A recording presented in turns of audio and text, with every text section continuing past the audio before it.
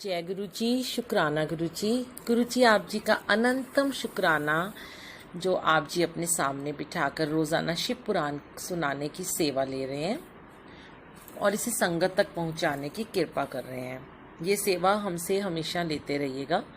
मैं आपकी बहुत बहुत बहुत शुक्रगुजार हूँ। लख लख शुक्राना मेरे गुरु जी। ओम नमो शिवाय। शिव जी सदा सहाय। ओम नमो शिवाय। गुरु जी सदा सहाय। जय गुरु जी। वाहे गुरु जी। ओम नमो शिवाय।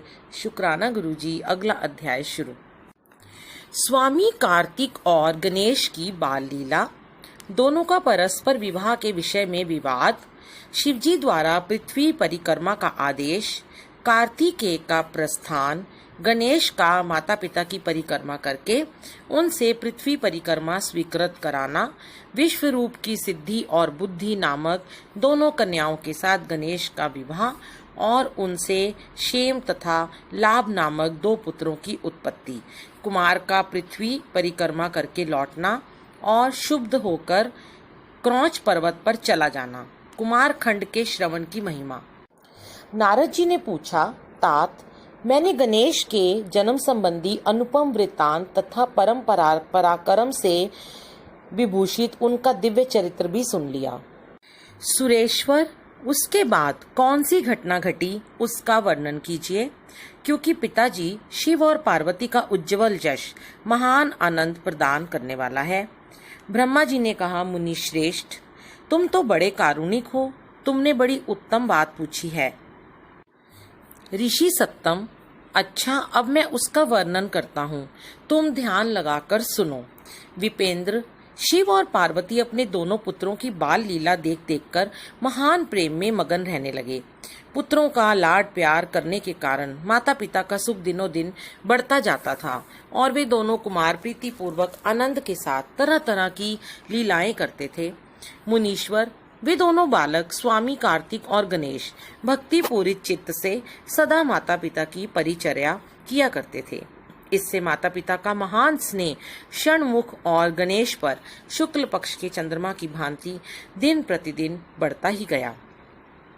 एक समय शिव और शिवा दोनों प्रेम पूर्वक एकांत में बैठकर यों विचार करने लगे कि हमारे ये दोनों पुत्र विवाह के योग्य हो गए, अब इन दोनों का शुभ विवाह कैसे संपन्न हो। हमें तो जैसे षडानन प्यारा है वैसे ही गणेश भी है। ऐसी चिंता में पड़कर वे दोनों लीलावश आनंद मगन हो गए। मुने, माता पिता के विचार को जानकर उन दोनों पुत्रों के मन में भी विवाह की इच्छा जाग उठी। वे दोनों पहले मैं विवाह करूंगा, पहले मैं विवाह करूंगा यों बारंबार कहते हुए परस्पर विवाद करने लगे। तब जगत के अधीश्वर वे दोनों दंपत्ति पुत्रों की बात सुनकर लौकिक आचार का आश्रय ले परम विस्मय को प्राप्त हुए। कुछ समय बाद उन्होंने अपने दोनों पुत्रों को बुलाया और उनसे इस प्रकार कहा। शिव पार्वती बोले, सुपुत्रों, हम लोगों ने पहले ही से एक ऐसा नियम बना रखा है जो तुम दोनों के लिए सुखदायक होगा। अब हम यथार्थ रूप से उसका वर्णन करते हैं, तुम लोग प्रेम पूर्वक सुनो। प्यारे बच्चों, हमें तो तुम दोनों पुत्र समान ही प्यारे हो, किसी पर विशेष प्रेम हो ऐसी बात नहीं है। अतः हमने तुम लोगों के विवाह के विषय में एक ऐसी शर्त बनाई है जो दोनों के लिए कल्याणकारिणी है। वह शर्त ये है कि जो सारी पृथ्वी की परिक्रमा करके पहले लौट आएगा उसी का शुभ विवाह पहले किया जाएगा। ब्रह्मा जी कहते हैं, मुने, माता पिता की ये बात सुनकर शर जन्मा महाबली कार्तिकेय तुरंत ही अपने स्थान से पृथ्वी की परिक्रमा करने के लिए चल दिए, परंतु अगाध बुद्धि संपन्न गणेश वहीं खड़े रह गए। वे अपनी उत्तम बुद्धि का आश्रय ले बारंबार मन में विचार करने लगे कि अब मैं क्या करूं, कहां जाऊं। परिक्रमा तो मुझसे हो नहीं सकेगी, क्योंकि कोस भर चलने के बाद आगे मुझसे चला जाएगा नहीं। फिर सारी पृथ्वी की परिक्रमा करके मैं कैसे सुख प्राप्त कर सकूंगा। ऐसे विचार कर गणेश जी ने जो कुछ किया उसे सुनो। उन्होंने अपने घर लौटकर विधि पूर्वक स्नान किया और माता पिता से इस प्रकार कहा। गणेश जी बोले, पिताजी एवं माताजी, मैंने आप लोगों की पूजा करने के लिए यहाँ 2 आसन स्थापित किए हैं। आप दोनों इस पर विराजिए और मेरा मनोरथ पूर्ण कीजिए। ब्रह्मा जी कहते हैं, मुने, गणेश की बात सुनकर पार्वती और परमेश्वर उनकी पूजा ग्रहण करने के लिए आसन पर विराजमान हो गए। तब गणेश ने उनकी विधि पूर्वक पूजा की और बारंबार प्रणाम करते हुए उनकी 7 बार प्रदक्षिणा की। बेटा नारद, गणेश तो बुद्धि सागर थे ही, वे हाथ जोड़कर प्रेम मगन माता पिता की बहुत प्रकार से स्तुति करने लगे। गणेश जी ने कहा, हे माता जी तथा हे पिताजी, आप लोग मेरी उत्तम बात सुनिए और शीघ्र ही मेरा शुभ विवाह कर दीजिए। ब्रह्मा जी कहते हैं, मुने, महात्मा गणेश का ऐसा वचन सुनकर वे दोनों माता पिता महाबुद्धिमान गणेश से बोले। शिव ने कहा, बेटा तू पहले काननों सहित इस सारी पृथ्वी की परिक्रमा तो कर आ। कुमार गया हुआ है, तू भी जा और उससे पहले लौट आ, तब तेरा विवाह पहले कर दिया जाएगा। ब्रह्मा जी कहते हैं, मुने, नियम परायण गणेश माता पिता की ऐसी बात सुनकर कुपित हो तुरंत बोल उठे। गणेश जी ने कहा, हे माता जी तथा हे पिताजी, आप दोनों सर्वश्रेष्ठ धर्म रूप और महाबुद्धिमान हैं, अतः धर्म अनुसार मेरी बात सुनिए। मैंने 7 बार पृथ्वी की परिक्रमा की है, फिर आप लोग ऐसी बात क्यों कह रहे हैं? ब्रह्मा जी कहते हैं, मुने, शिव पार्वती तो बड़े लीला नंदी ही ठहरे। वे गणेश का कथन सुन लौकिक गति का आश्रय लेकर बोले। शिव पार्वती ने कहा, पुत्र, तूने समुद्र पर्यंत विस्तार वाली बड़े बड़े काननों से युक्त इस सप्तद्वीपवती विशाल पृथ्वी की परिक्रमा कब कर ली? ब्रह्मा जी कहते हैं, मुने, जब शिव पार्वती ने ऐसा कहा तब उसे सुनकर महान बुद्धि संपन्न गणेश बोले। गणेश जी ने कहा, माता जी एवं पिताजी, मैंने अपनी बुद्धि से आप दोनों शिव पार्वती की पूजा करके प्रदक्षिणा कर ली है, अतः मेरी समुद्र पर्यंत पृथ्वी की परिक्रमा पूरी हो गई। धर्म के संग्रहभूत वेदों और शास्त्रों में जो ऐसे वचन मिलते हैं वे सत्य हैं अथवा असत्य। वे वचन हैं कि जो पुत्र माता पिता की पूजा करके उनकी प्रदक्षिणा करता है उसे पृथ्वी परिक्रमा जनित फल सुलभ हो जाता है। जो माता पिता को घर पर छोड़कर तीर्थ यात्रा के लिए जाता है वह माता पिता की हत्या से मिलने वाले पाप का भागी होता है, क्योंकि पुत्र के लिए माता पिता का चरण सरोज ही महान तीर्थ है। अन्य तीर्थ तो दूर जाने पर प्राप्त होते हैं, परंतु धर्म का साधनभूत यह तीर्थ तो पास में ही सुलभ है। पुत्र के लिए माता पिता और स्त्री के लिए पति, ये दोनों सुंदर तीर्थ घर में ही वर्तमान हैं। ऐसा जो वेद शास्त्र निरंतर उद्घोषित करते रहते हैं उसे फिर आप लोग असत्य कर दीजिए, और यदि वह असत्य हो जाएगा तो निसंदेह वेद भी असत्य हो जाएगा और वेद द्वारा वर्णित आपका ये स्वरूप भी झूठा समझा जाएगा। इसलिए या तो शीघ्र ही मेरा शुभ विवाह कर दीजिए अथवा यों कहिए कि वह वेद शास्त्र झूठे हैं। आप दोनों धर्म रूप हैं, अतः भली भांति विचार करके इन दोनों में जो परमो उत्तम प्रतीत हो उसे प्रयत्न पूर्वक करना चाहिए। ब्रह्मा जी कहते हैं, मुने, तब जो बुद्धिमानों में श्रेष्ठ उत्तम बुद्धि संपन्न तथा महान ज्ञानी हैं वे पार्वती नंदन गणेश इतना कहकर चुप हो गए। उधर वे दोनों पति पत्नी जगदीश्वर शिव पार्वती गणेश के वचन सुनकर परम विस्मित हुए। तदनंतर वे यथार्थ भाषी एवं अद्भुत बुद्धि वाले अपने पुत्र गणेश की प्रशंसा करते हुए बोले। शिव ने कहा, बेटा, तू महान आत्मबल से संपन्न है, इसी से तुझ में निर्मल बुद्धि उत्पन्न हुई है। तूने जो बात कही है वह बिल्कुल सत्य है, अन्यथा नहीं है। दुख का अवसर आने पर जिसकी बुद्धि विशिष्ट हो जाती है उसका दुख उसी प्रकार विनिष्ट हो जाता है। जिसकी बुद्धि विशिष्ट हो जाती है उसका दुख उसी प्रकार विनष्ट हो जाता है। जैसे सूर्य के उदय होते ही अंधकार। जिसके पास बुद्धि है वही बलवान है, बुद्धिहीन के पास बल कहाँ। पुत्र, वेद शास्त्र और पुराणों में बालक के लिए धर्म पालन की जैसी बात कही गई है वे सब तूने पूरी कर ली। तूने जो बात की है वह दूसरा कौन कर सकता है। हमने तेरी वे बात मान ली, अब इसके विपरीत नहीं करेंगे। ब्रह्मा जी कहते हैं, नारद, यों कहकर उन दोनों ने बुद्धि सागर गणेश को सांत्वना दी और वे फिर उनके विवाह के संबंध में उत्तम विचार करने लगे।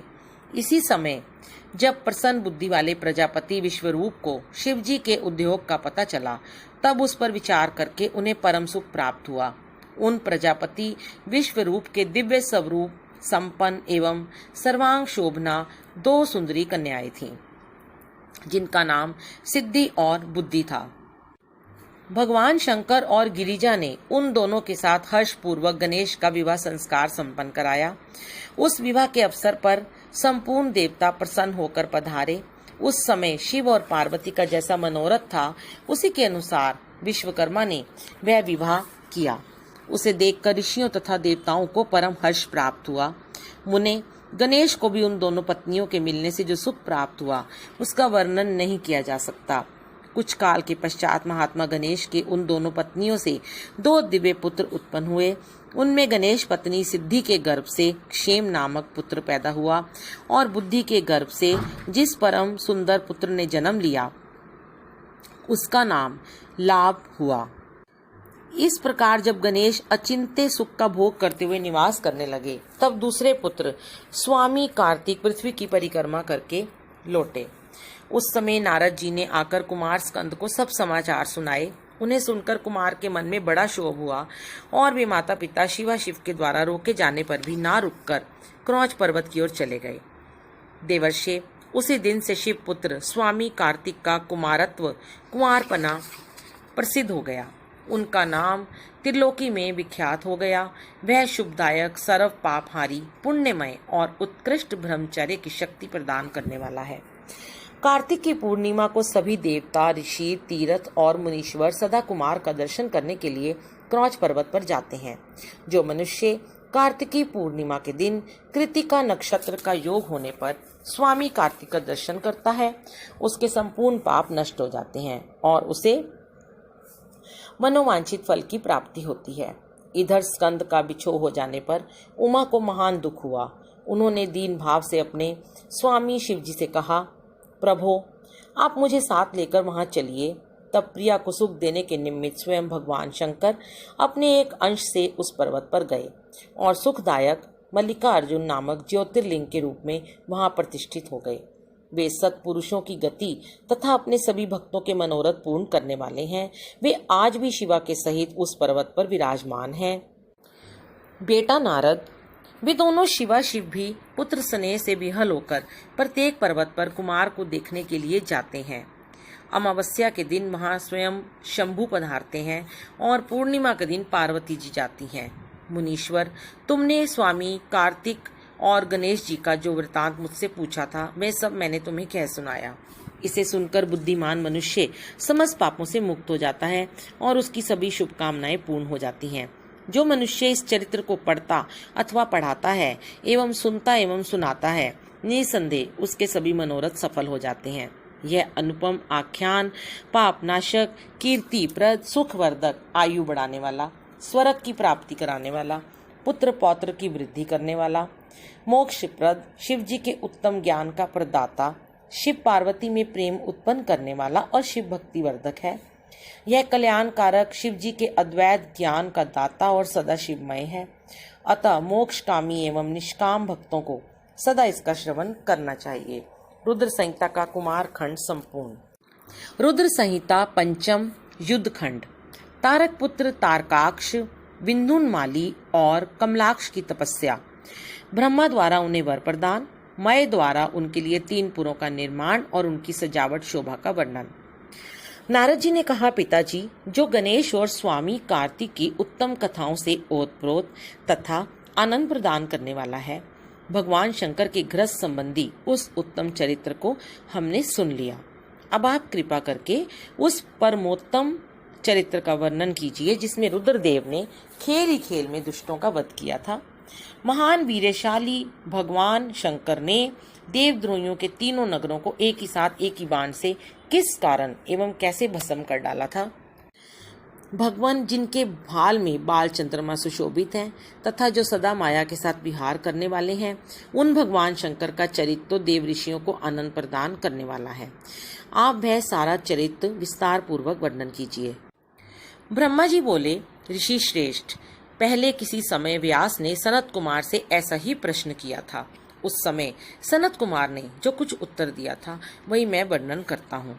उस समय सनत कुमार ने कहा था, महाबुद्धिमान व्यास जी, विश्व का संहार करने वाले चंद्रमौली शिव ने जिस प्रकार एक ही बाण से त्रिपुर को भस्म किया था, वह चरित्र कहता हूँ, सुनो। मुनीश्वर, जब शिव कुमार स्कंद ने तारकासुर को मार डाला तब उसके तीनों पुत्रों को महान संताप हुआ। उनमें तारकाक्ष सबसे ज्येष्ठ था, विंधुनमाली मंझला था और छोटे का नाम कमलाक्ष था। उन तीनों में समान बल था। वे जितेंद्रिय, सदा कार्य के लिए उद्धत, संयमी, सत्यवादी, दृढ़चित्त, महान वीर और देवों से द्रोह करने वाले थे। उन तीनों ने सभी उत्तम उत्तम एवं मनोहर भोगों का परित्याग करके मेरु पर्वत की एक कंदरा में जाकर परम अद्भुत तपस्या आरंभ की। वहां उन्होंने हजारों वर्षों तक ब्रह्मा जी की प्रसन्नता के लिए अत्यंत उग्र तप किया। तब सुर और असुरों के गुरु महायशस्वी ब्रह्मा जी उनकी तपस्या से अत्यंत संतुष्ट होकर उन्हें वर देने के लिए प्रकट हुए। ब्रह्मा जी ने कहा, महादैत्यो, मैं तुम लोगों के तप से बहुत प्रसन्न हो गया हूँ, अतः तुम्हारी कामना के अनुसार तुम्हें सभी वर प्रदान करूंगा। देवद्रोहियों, मैं सबकी तपस्या के फलदाता और सर्वदा सब कुछ करने में समर्थ हूँ। अतः बताओ, तुम लोगों ने इतना घोर तप किस लिए किया है? सनत कुमार जी कहते हैं, मुने, ब्रह्मा जी की वे बात सुनकर उन सब ने अंजलि बांधकर पितामह के चरणों में प्रणिपात किया और फिर धीरे धीरे अपने मन की बात कहना आरंभ किया। दैत्य बोले, देवेश, यदि आप हम पर प्रसन्न हैं और हमें वर देना चाहते हैं तो ये वर दीजिए कि समस्त प्राणियों में हम सबके लिए अवध्य हो जाएं। जगन्नाथ, आप हमें स्थिर कर दें और हमारे जरा, रोग आदि सभी शत्रु नष्ट हो जाएं तथा कभी भी मृत्यु हमारे समीप ना फटके। हम लोगों का ऐसा विचार है कि हम लोग अजर अमर हो जाएं और त्रिलोकी में अन्य सभी प्राणियों को मौत के घाट उतारते रहें। क्योंकि ब्राह्मण यदि 5 ही दिनों में काल के गाल में चला जाना निश्चित ही है, तो अतुल लक्ष्मी, उत्तम उत्तम नगर, अन्य अन्य भोग सामग्री, उत्कृष्ट पद और ऐश्वर्य से क्या प्रयोजन? मेरे विचार से तो उस प्राणी के लिए ये सभी व्यर्थ है। सनत कुमार जी कहते हैं, महर्षि, उन तपस्वी दैत्यों की ये बात सुनकर ब्रह्मा अपने स्वामी गिरिशाई भगवान शंकर का ध्यान करके बोले। ब्रह्मा जी ने कहा, असुरों, अमरत्व सभी को नहीं मिल सकता, अतः तुम लोग अपना ये विचार छोड़ दो। इसके अतिरिक्त अन्य कोई वर जो तुम्हें रुचता हो मांग लो। क्योंकि दैत्यों, इस भूतल पर जहाँ कहीं भी जो प्राणी जन्मा है अथवा जन्म लेगा वह जगत में अजर अमर नहीं हो सकता।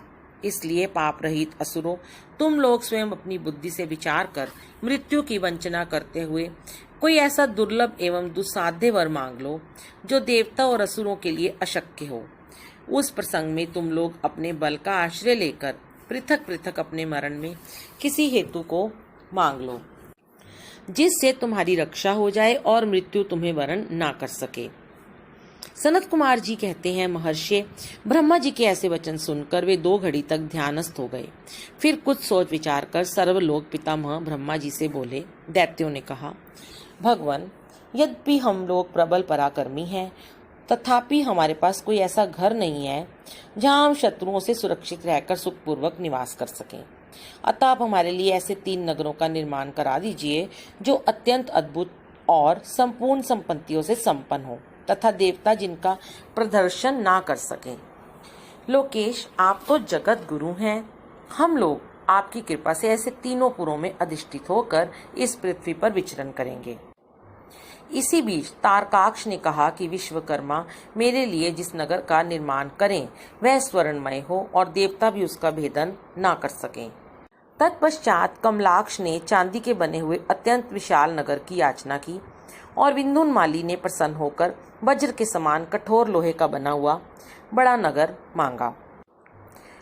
ब्रह्मांड, ये 3 पुर मध्याह्न के समय अभिजीत मुहूर्त में चंद्रमा के पुष्य नक्षत्र पर स्थित होने पर एक स्थान पर मिला करें और आकाश में नीले बादलों पर स्थित होकर ये क्रमशः एक के ऊपर एक रहते हुए लोगों की दृष्टि से ओझल रहें।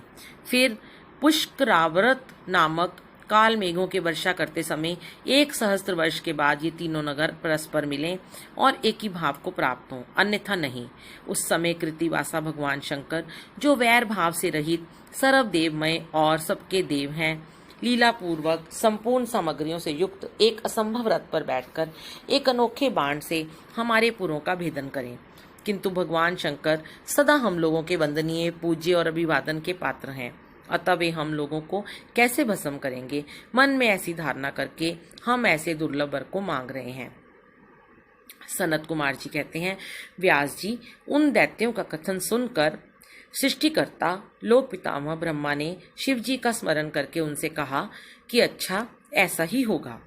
फिर मय को भी आज्ञा देते हुए उन्होंने कहा, हे मय, तुम सोने, चांदी और लोहे के 3 नगर बना दो। यो मय को आदेश देकर ब्रह्मा जी उन तारक पुत्रों के देखते देखते अपने धाम स्वर्ग को चले गए। तदनंतर धैर्यशाली मय ने अपने तपोबल से नगरों का निर्माण करना आरंभ किया। उसने तारकाक्ष के लिए स्वर्णमय, कमलाक्ष के लिए रजतमय और विंध्योन्माली के लिए लौहमय, यों तीनों प्रकार के उत्तम दुर्ग तैयार किए। वे पुर क्रमशः स्वर्ग, अंतरिक्ष और भूतल पर निर्मित हुए थे। असुरों के हित में तत्पर रहने वाला मय इन तीनों पुरों को तारकाक्ष आदि असुरों के हवाले करके स्वयं भी उसी में प्रवेश कर गया।